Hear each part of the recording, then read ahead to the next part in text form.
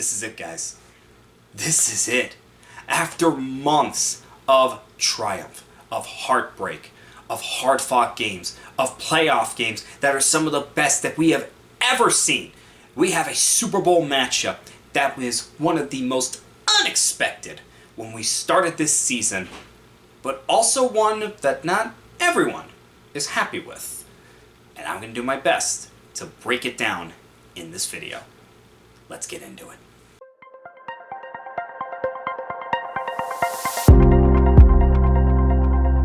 What is going on, guys? Dig Support here, back with another video. And after having to deal with an illness combined with crazy snow in my area, I'm finally back with the video, and it's the big one, the Super Bowl preview. We have the New England Patriots taking on the Seattle Seahawks. These two teams faced off against each other over a decade ago, in a Super Bowl that was ended by a bad call, by a bad coaching decision. We don't need to get into that, but these two teams are back facing off against each other, and let's just break this down. I'm going to start with the Patriots and then work my way to Seattle, and I'm going to let you know who I think is going to win.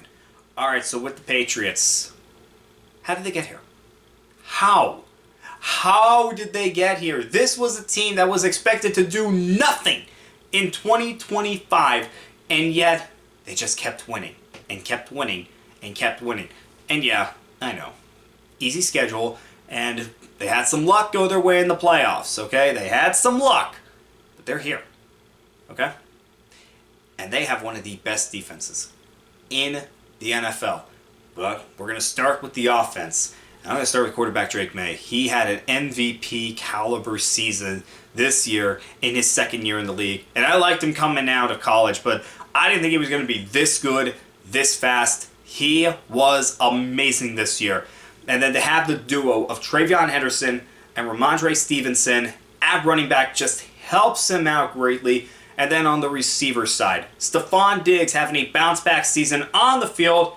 Not getting into stuff off the field, but on the field, he was amazing. Then you throw in Hunter Henry at tight end, Keyshawn Boutte, and Mac Hollins. That was an effective receiving core, and that's a reason why this Patriot offense was as good as it was. Offensive line wasn't bad themselves. They drafted Will Campbell. They got Garrett Bradbury at center, and everybody just did their job on offense. That's why they're here. But the main concern I do have was they weren't exactly amazing in the playoffs. Against the Chargers, they struggled.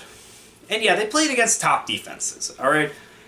But Chargers wasn't great. And Texans, they did get help by their defense forcing 5 turnovers. But that game against the Broncos, that was bad, okay? That was ugly, to say the least. They had trouble sustaining drives on offense. Their only touchdown they got because of a mistake made by Jarrett Stidham that set them up inside the 15-yard line. If that turnover never happens, they lose the game. It's that simple. Jarrett Stidham doesn't fumble the ball, they lose the game.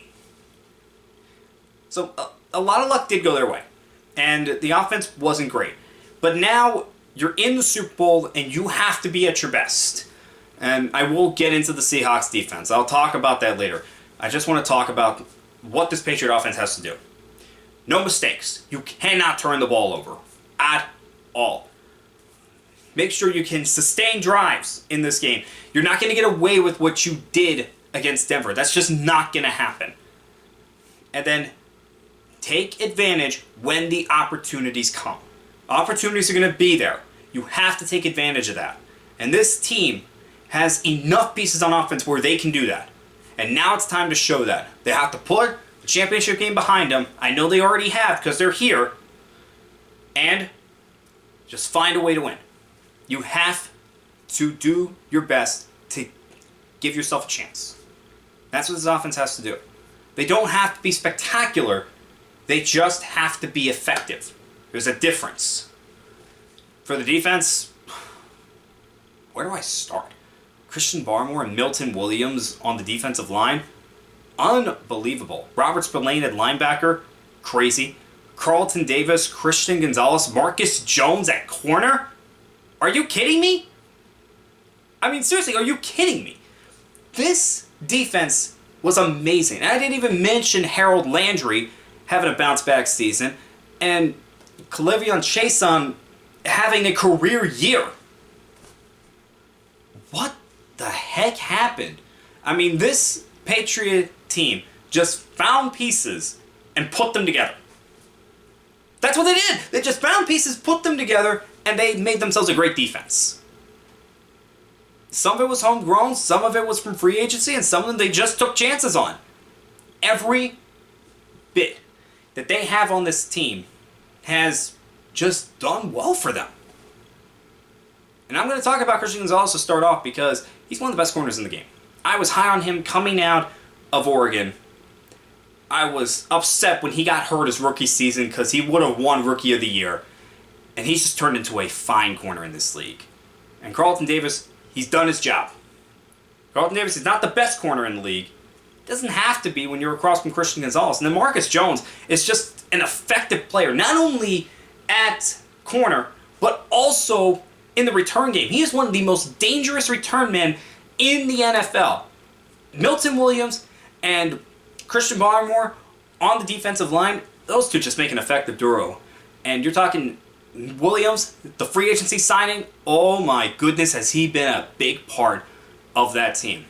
And I talked about Landry and Chaisson. I don't think those two were expecting to do what they did this year. And those two have played great football throughout the season. This defense has just complemented each other so well. They shut down the Chargers. They get 5 takeaways from the Texans. They make C.J. Stroud look like DeMarcus Russell in that game.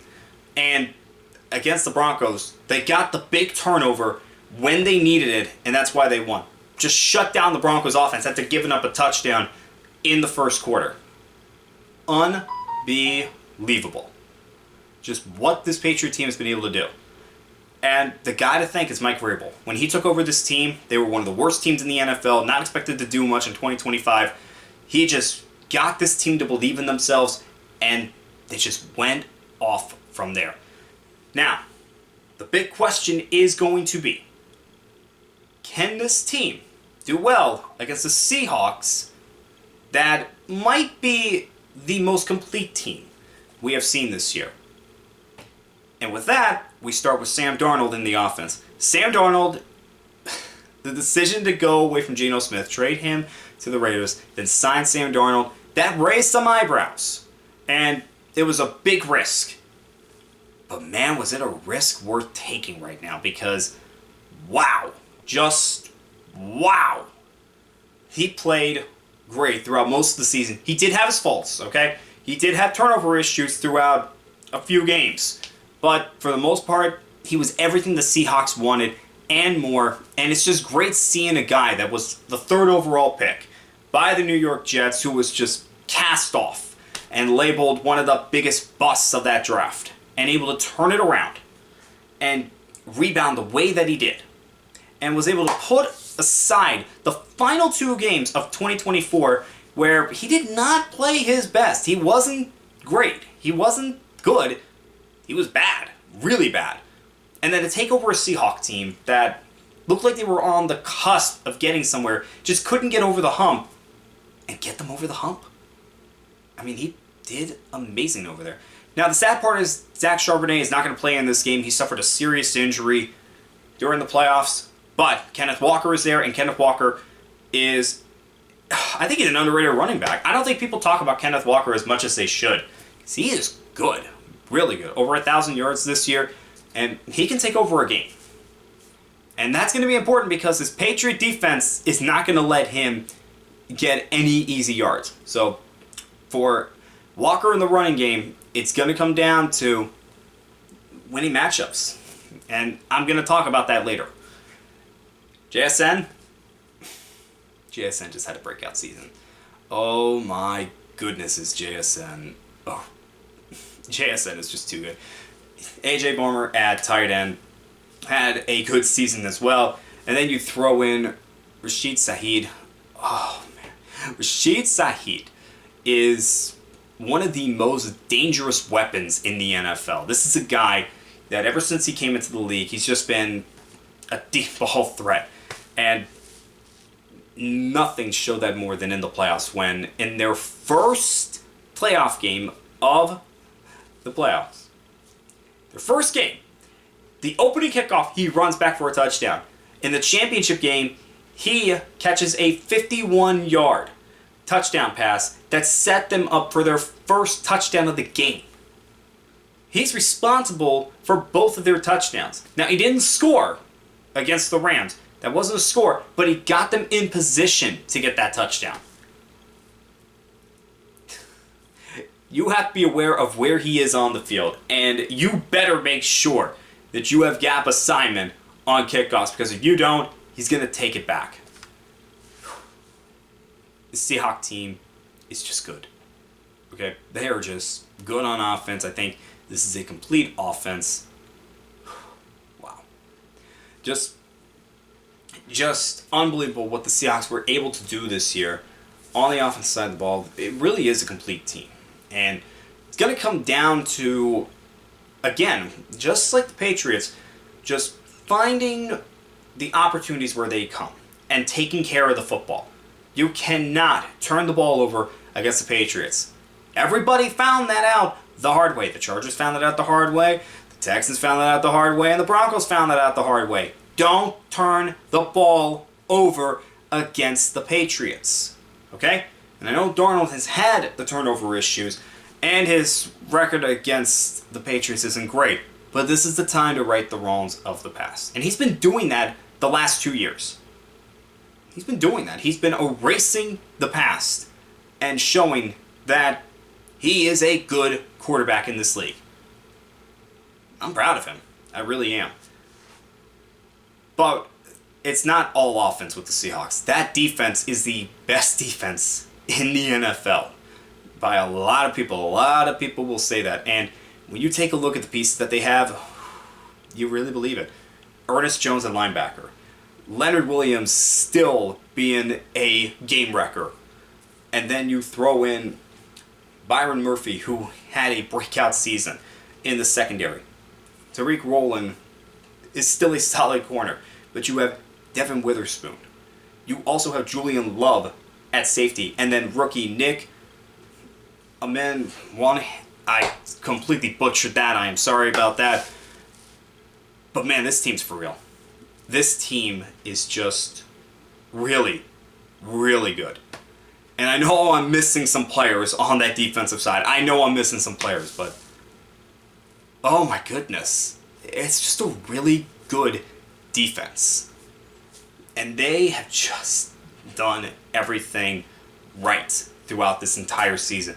Against the 49ers, they just shut them down. They only gave up 6 points that whole game. Against the Rams, when their backs were against the wall and the Rams were driving to take the lead, they get a key fourth down stop, and that's how they won the game. Without that fourth down stop, I don't know what happens. I really don't. But getting that stop, and then the offense getting the first downs that they did after that, that's how you play complementary football. And that's what the Seahawks have done all season long. It's the reason why they were the number one seed in the NFC. It's the reason why they were able to just shut down the San Francisco 49ers and beat them down. And it's the reason why they were able to take on the Rams and get the win and get the key plays when they needed them the most. But this game, it's all about the matchups. That's what it's all about. And the key one, this is going to be the X factor to me. The X factor matchup, Marcus Jones versus Rashid Shaheed. Those might be the two fastest players on the field, and they're going to go up against each other. And the question's going to be, who wins that matchup? And then also you have JSN versus Carlton Davis and Christian Gonzalez. One thing we do know is that Gonzalez doesn't really follow the number one receiver. He has his own side, and then Carlton Davis has his side.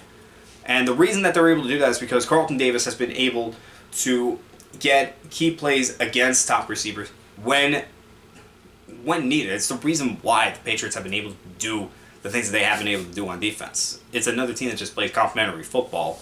And that's going to be key. Can JSN win his matchups against those two corners? Especially when he's up against Christian Gonzalez.